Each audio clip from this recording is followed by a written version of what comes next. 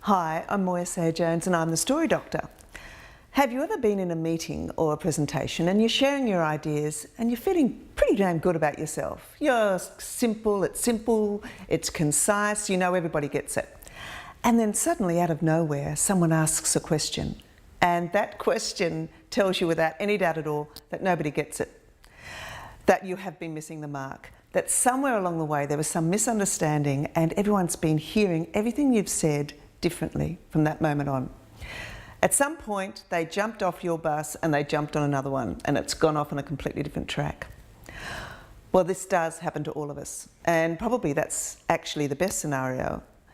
If they left the meeting without you knowing they didn't get it, it would be even worse. Recently I was in a meeting with a new client, and this company was an advanced technology business and they were having a lot of trouble selling this technology to business. They'd had a lot of success with governments. Governments loved it, but business just didn't get it. So when we're tossing around ideas, what can we do? What can we do? We thought of an idea of going into a business that they had a lot of success with and to gather stories from everyone in the organisation about what it had been like, what they'd thought about before the technology arrived. What was the implementation like? How had they adapted it? How had this technology changed things for them?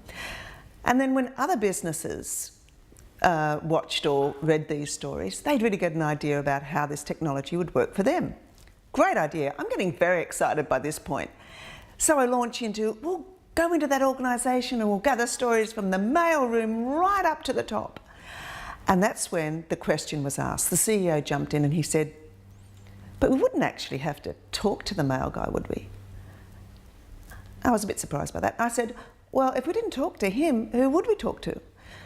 And he said, well, you know, we'd get an actor and we'd put him in a mail guy suit. And I said, well, what would that mail guy say? And he said, well, I don't know, you're the writer, can't be that hard. And that was the moment that I knew there was a misunderstanding happening, because I don't know what the mail guy thinks. He doesn't know what the mail guy thinks. The only guy who knows what the mail guy thinks is the mail guy. And that's where the learning is, and that's where the resonance is, and that's why we gather real stories.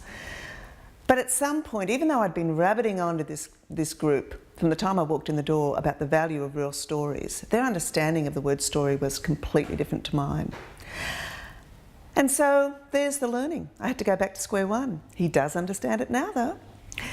So what about the learning for the rest of us? Well, I think that when we go and we talk to a group, we're trying to get a common understanding of our ideas, but the people that we're speaking with are don't have very much in common in terms of necessarily background or their ideas or their values. They come from so many different places, and they're going to listen to everything that we have to say according to their own experience. So we have to find a way of providing some common ground, and story is a great way to do that.